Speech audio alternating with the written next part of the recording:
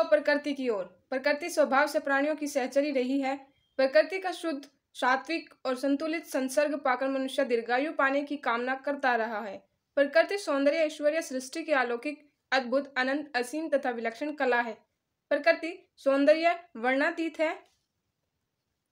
पर्वतों की सुरम्य घाटियां, उनके हिममंडित शिखर, कल कल बहती नदियां, झरझर झरते झरने, फल फूलों से लदे वृक्ष, भांति भांति के सुमन, विस्तृत हरियाली, आसमान में उड़ते भांति भांति के पक्षी, सूर्योदय के समय आकाश में बिखरे स्वर्णिम जावक, सूर्यास्त के समय ढलते सूर्य की लाली, रात्रि में चमकते नक्षत्रगण, चांदनी रात भला किसका मन नहीं मोह लेते। प्रभात बेला में बाल अरुणोदय के समय उड़ते पक्षियों का कलरव, हरी धूप पर मुक्ता के समान चमकती ओस की बूंदे, शीतल मंद सुगंधित समीर तथा मानव मात्र का कार्य में लगने का उपक्रम कितना आनंददायी है। उषा सुनहरे तीर बरसती, जय लक्ष्मी सी उदित हुई। जब से मनुष्य ने विज्ञान की शक्ति पाकर प्रकृति से छेड़छाड़ प्रारंभ की तथा उसका दोहन प्रारंभ किया, तभी से वह प्राकृतिक सुखों से वंचित होता गया। अपने अहंकार, दंभ तथा अभिमान के कारण वह स्वयं को सर्वशक्तिमान समझने लगा और प्रकृति के तत्वों पर विजयश्री की कल्पना करने लगा। जब से उसने प्रकृति का आंचल छोड़ा और विज्ञान का दामन थामा, तभी से वह अपने विनाश की खाई स्वयं खोदने लगा।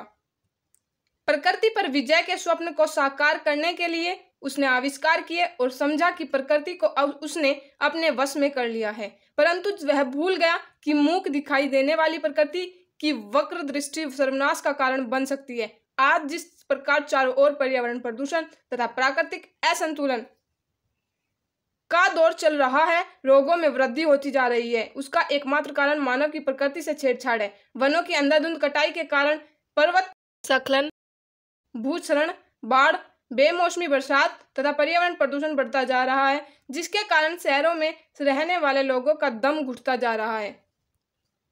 औद्योगिक प्रगति तथा प्रकृति से दूर होते जाने के कारण सांस लेने के लिए शुद्ध वायु का भी अभाव हो गया है।